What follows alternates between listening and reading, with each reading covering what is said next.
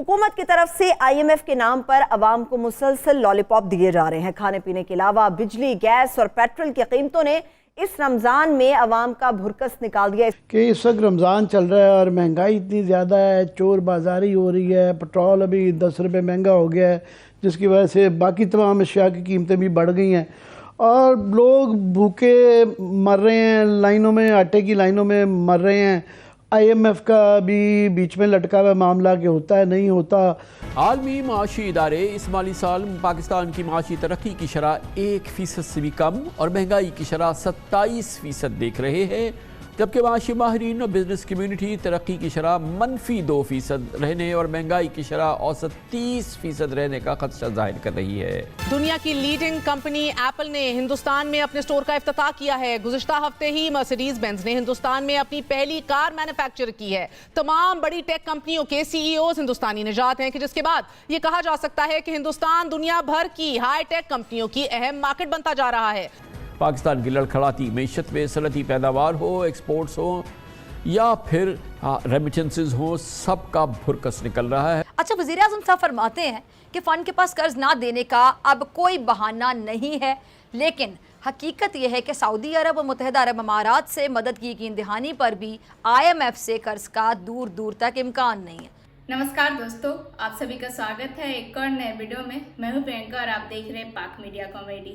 तो दोस्तों, आप सबने देखा होगा कि भारत में पहला एप्पल स्टोर है जो अब खुल चुका है, और एप्पल स्टोर ही नहीं बल्कि बड़ी बड़ी जो कंपनी है वो भी भारत की तरफ रुख कर रही है।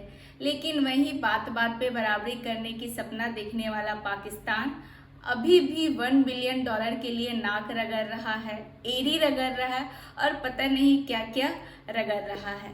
तो आइए देखते हैं भारत की तरक्की पे पाकिस्तानी क्यों और कैसे रो रहे हैं। तो आइए पहले इस वीडियो को देखते हैं। भारत में आईफोन्स की प्रोडक्शन में नुमाया इजाफा देखने को मिला है। गुज़िश्ता साल एप्पल ने $9.3 अरब मालियत के फोन तैयार किए, जबकि रवा साल $5 अरब के फोन तैयार किए कि जो कि 2021 के मुकाबले में 4 गुना ज्यादा थे। ये हिंदुस्तान की बात है, जबकि पाकिस्तान में आलम यह है कि मोबाइल फोन्स की असेंबलिंग खतरे का शिकार होती चली जा रही है। इसी तरह पाक सुजुकी मोटर्स ने रवा सहमाही में तकरीबन 13 अरब रुपए का खसारा रिकॉर्ड किया है और इसकी वजह डॉलर के मुकाबले में रुपए की कदर में कमी है। अगर ऑटोमोबाइल सेक्टर को देखा जाए तो गुज़िश्ता साल के मुकाबले में 66% प्रोडक्शन में कमी हुई है। मुल्क की एक्सपोर्ट्स की बैकबोन टेक्सटाइल भी मंदी का शिकार है। मार्च के दौरान 23% कमी, जबकि गुज़िश्ता साल के मुकाबले में तकरीबन 13% कम एक्सपोर्ट्स की गई हैं। अनफॉर्चुनेटली नाज़रीन, प्रोडक्शन में कमी या मोतली की अहम तरीन वजह रुपए के मुकाबले में डॉलर की कदर में इजाफा और कम होते गैर मुल्की ज़र मुबादला ज़खायर हैं। इस वक्त पाकिस्तान के गैर मुल्की ज़र मुबादला ज़खायर $4 अरब, गैर मुल्की कर्ज $130 अरब, अंदरूनी कर्ज $80 अरब, तजारती खसारा $18 अरब, हफ्तावार महंगाई 46.5%, महाना महंगाई 47% से ज्यादा रही। स्टेट बैंक ऑफ पाकिस्तान के अदादो शुमार के मुताबिक सिर्फ जनवरी के दौरान मुल्की कर्ज 4,000 अरब रुपए इजाफे से 55,000 अरब रुपए तक पहुंच गया है। अब कर्ज की अदायगियों के लिए हुकूमत कर्ज लेती है, लेकिन मुल्क में जारी महंगाई को कम करने के लिए शरह सूद बढ़ाने के साथ साथ सालाना नए करेंसी नोट छापती भी है। अब ये नए नोट छापना मुईशत को ठीक करने की बजाय खराब करते हैं नाज़रीन, क्योंकि ऐसा करने से करेंसी की कदर में मजीद कमी हो जाती है। स्टेट बैंक के अदादो शुमार के मुताबिक इस वक्त पाकिस्तान में मुल्की करेंसी की कुल सर्कुलेशन 27.60 खरब रुपए है कि जिसमें से तकरीबन 20 खरब रुपए बैंकों में और बाकी 7.5 खरब रुपए सर्कुलेशन में है। अगर गुज़िश्ता 5 साल के दौरान नए नोटों की पब्लिशिंग को ही देखा जाए तो अगस्त 2018 में मुल्क में गर्दिशी नोटों की मालियत तकरीबन 4.5 खरब रुपए थी। बैंकों में कैश डिपॉजिट्स 11 खरब रुपए थे और कुल रकम 15.5 खरब रुपए से जायद थी, जबकि तहरीक इंसाफ के दौरे हुकूमत के इख्तिताम तक करेंसी इन सर्कुलेशन बढ़कर 7.5 खरब रुपए और बैंक डिपॉजिट 17 खरब रुपए हो गए थे, जबकि कुल रकम का हुजम 25 खरब हो गया।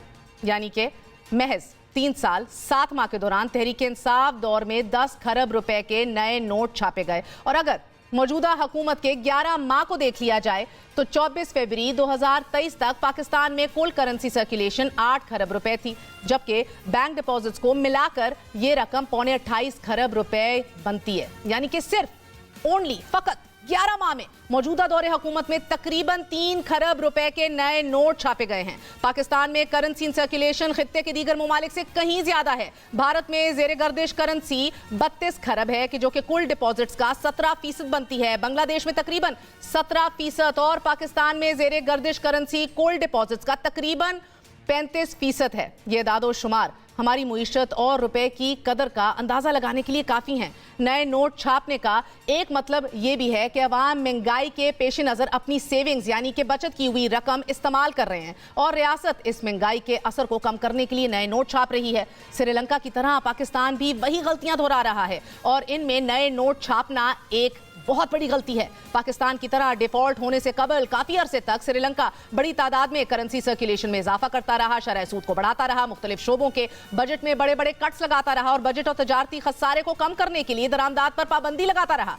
करंट अकाउंट खसारा वक्ती तौर पर कम तो हुआ, जैसा कि अब पाकिस्तान में भी हो रहा है, लेकिन इससे मुईशत बिल्कुल ठप हो गई क्योंकि श्रीलंका ने महज एक दिहाई के दौरान 51 अरब डॉलर का कर्ज लिया तो इखराजात बढ़ गए और महसूलात इतनी कम हो गई कि श्रीलंका डिफॉल्ट कर गया। पाकिस्तान की तरह श्रीलंका के कर्ज का 50% निजी सरमायाकारों और 50% बाकी मल्टीनेशनल और दीगर ममालिक से लिया गया था। पाकिस्तान की तरह श्रीलंका पर भी IMF की जानिब से दबाव डाला गया कि पहले वो कर्जों की सूरत हाल को मुस्तहकम करे। श्रीलंका की तरह पाकिस्तान भी इस वक्त डबल जेपटी का शिकार है, डबल जेपटी का सामना कर रहा है। 2019 में नाज़रीन एशियन डेवलपमेंट बैंक ने एक रिपोर्ट में यह बताया कि श्रीलंकन मुईशत को एक ऐसे बुरहान का सामना है कि जिसमें रियासती अखराजात में इजाफा हो रहा है और दूसरी जानिब आमदनी में तेजी से कमी आ रही है कि जो आने वाले वक्त में श्रीलंका के लिए किसी बड़े सानहे का सबब बन सकती है। और फिर ऐसा ही हुआ।